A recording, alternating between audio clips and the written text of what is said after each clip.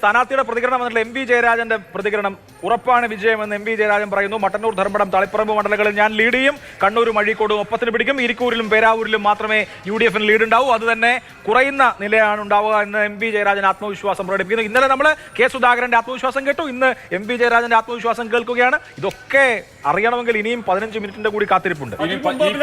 കാര്യം 2 ഡസനിലേറെ മണ്ഡലങ്ങളിലാണ് ഇന്ത്യയിൽ അഭ്രപാളിയിൽ നിന്ന് നേരിട്ടിറങ്ങി വന്ന സിനിമാ താരങ്ങൾ ജനവിധി തേടുന്നത്. അസൻസോളിൽ ശത്രുഘ്ന സിൻഹയുണ്ട്, നമ്മുടെ തൃശ്ശൂര് സുരേഷ് ഗോപിയുണ്ട്, കൃഷ്ണകുമാർജി ഉണ്ട്, കൊല്ലത്തുണ്ട്.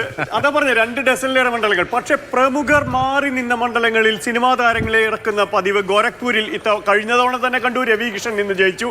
പക്ഷെ ഇത്തവണ ബീഹാറിലെ കരാഖണ്ഡ് പഴയ ബിക്രംഗഞ്ച് മണ്ഡലത്തിൽ പവൻ സിംഗ് മത്സരിക്കുന്നു. അസൻസോളിൽ കൊടുത്ത സീറ്റ് BJP-യോട് വേണ്ട എന്ന് പറഞ്ഞിട്ട് ബീഹാറിൽ വന്ന് മത്സരിക്കുമ്പോൾ ഒരുപാട് പേർക്ക് ഉറക്കമൊഴിയുന്നുണ്ട്. CPM പോലും ബംഗാളിൽ ഒരു അഭ്രപാളിയിൽ നിന്നുള്ള ഒരു താരത്തെ കളത്തിലിറക്കുന്നു എന്ന കൗതുകം ഇത്തവണയുണ്ട്. അത് ആ താരങ്ങളുടെ പേര് പറഞ്ഞപ്പോൾ ഏറ്റവും സുന്ദരമായ ഇന്ത്യൻ പാർലമെന്റിലേക്ക് എത്തിയാൽ ഇന്ത്യൻ പാർലമെന്റിൽ എല്ലാ ദിവസവും സഭ കൂടുന്ന സമയത്ത് പാർലമെന്റിനെ സുന്ദര സുരഭിലമാക്കാൻ സാധ്യതയുള്ള 2 മുഖങ്ങളുടെ പേര് മധു വിട്ടുപോകാൻ പാടില്ലായിരുന്നു. ഹിമാചൽ പ്രദേശിലെ മണ്ഡിയിൽ നിന്നും 4 തവണ ദേശീയ ചലച്ചിത്ര പുരസ്കാരം നേടിയ കങ്കണ റണൌട്ടും മത്സരിക്കുമ്പോൾ ഉത്തർപ്രദേശിലെ മധുരയിൽ ഹേമമാലിനി ഡ്രീം ഗേൾ വീണ്ടും പോരാട്ടം ഇറങ്ങുന്നു. അവരും കൂടെ വരണ്ടേ? ഒന്ന് സുന്ദര സുരഭിര, ഒരു പൂമരം പോലെ ആവട്ടെ. മുകേഷിന്റെ പേര് ഞാൻ വിട്ടുപോയി. അതോടൊപ്പം തന്നെ നിരാഹുവ ഭോജ്പുരിയിലെ സ്റ്റാർ വലിയ മനോജ് തിവാരി ഡൽഹിയിൽ അസംഗഡിലാണ് നിരാഹുവ മത്സരിക്കുന്നത് എന്നതാണ് ആ മണ്ഡലത്തിന്റെ പ്രത്യേകതയുണ്ട്. UP-യിൽ ഇഞ്ചോടിഞ്ച് പോരാട്ടമാണ്. അതെ അതെ അതെ സിനിമാതാരമാണ്. യെസ്, എന്തായാലും നമുക്ക് ഇപ്പോൾ 1984 അമിതാഭ് ബച്ചൻ മത്സരിച്ചതൊക്കെ നമുക്കറിയാം. സിനിമാ താരങ്ങൾ അങ്ങോട്ട് പോയാലും എത്ര നല്ല പെർഫോമൻസ് എന്നൊക്കെ ഉള്ളത് കാത്തിരുന്ന് കാണേണ്ട കാര്യം. ഈ കഴിഞ്ഞ കാലത്ത് ഒരുപാട് സിനിമാ താരങ്ങളെ നമ്മൾ കണ്ടു. അവർ ഏത് രീതിയിലാണ് പാർലമെന്റിൽ ഇടപെടുന്നത് എന്നുള്ളത് കണ്ടു. അവരുടെ അറ്റൻഡൻസ് നോക്കിയാൽ തന്നെ നമുക്കത് മനസ്സിലാകും. ഏതായാലും ഇനി 14 മിനിറ്റ് മാത്രമേ ബാക്കിയുള്ളൂ. ഇപ്പോൾ വരുന്ന പ്രേക്ഷകരുണ്ട്. പ്രേക്ഷകർക്ക് മാതൃഭൂമി ന്യൂസ് സ്ക്രീൻ കണ്ടാൽ നിങ്ങൾക്ക് കാര്യങ്ങൾ കൃത്യമായും വ്യക്തമായും മനസ്സിലാകും. ഇടതു സൈഡിൽ കേരളത്തിൽ ആര് മുന്നേറുന്നു, ഏത് മുന്നണിയും മുന്നേറുന്നു എന്നുള്ളതിൻ്റെ സൂചന കൃത്യമായുണ്ട്. വലത് ഭാഗത്ത് ലോക്സഭയിലേക്ക് നടക്കുന്ന പോരാട്ടത്തിൽ ആരാണ് മുന്നിൽ എന്നുള്ളത് അറിയാൻ കഴിയും.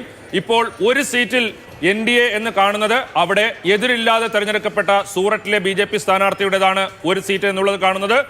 അതുപോലെ തന്നെ കേരളത്തിലെ 20 ലോക്സഭാ മണ്ഡലങ്ങളിലെയും ലീഡ് നില ഒറ്റ നോട്ടത്തിൽ പ്രേക്ഷകർക്ക് മനസ്സിലാകും. അത് തിരുവനന്തപുരം മുതൽ കാസർഗോഡ് വരെ ആ സ്ഥാനാർത്ഥിയുടെ പേരും ഇതിനൊപ്പം വരും. എണ്ണി ലീഡ് വരുമ്പോൾ പേരും വരും. LDF ആണോ UDF ആണോ, എത്ര വോട്ടിന് മുന്നിൽ എന്നുള്ളത് കാണും.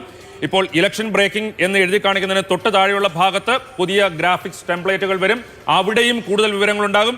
ദേശീയ തലത്തിൽ പ്രമുഖർ ആരൊക്കെ മുന്നിൽ, ആരൊക്കെ പിന്നിൽ തുടങ്ങിയ വിവരങ്ങളൊക്കെ പ്രേക്ഷകർക്ക് അപ്പോഴപ്പോൾ മാതൃഭൂമി ന്യൂസ് സ്ക്രീനിലൂടെ അറിയാൻ കഴിയും. യെസ്, 543 മണ്ഡലങ്ങളിൽ ഒരു മണ്ഡലത്തിലെ വിധി നമുക്കറിയാം. സൂററ്റിൽ ബാക്കി 542 മണ്ഡലങ്ങളുടെ വിധി വരാനിരിക്കുകയാണ്. കൃത്യം 8 മണിക്കാണ് വോട്ടെണ്ണൽ ആരംഭിക്കുക. ആദ്യത്തെ അരമണിക്കൂർ 8 മണി മുതൽ 8:30 വരെ പോസ്റ്റൽ ബാലറ്റുകളുടെ എണ്ണൽ മാത്രമാണ് ഉണ്ടാകുക. 8:30 മുതലാണ് ഇലക്ട്രോണിക് വോട്ടിംഗ് മെഷീനിൽ നിന്ന് എണ്ണി തുടങ്ങുക. അപ്പോൾ നമ്മൾ 9 മണിയോടുകൂടി ഇലക്ട്രോണിക് വോട്ടിംഗ് മെഷീനിൽ നിന്നുള്ള ആദ്യത്തെ കൗണ്ട് പ്രതീക്ഷിക്കുകയാണ്. അതായത് ആദ്യത്തെ റൗണ്ടിന്റെ വിവരം പ്രതീക്ഷിക്കുകയാണ്.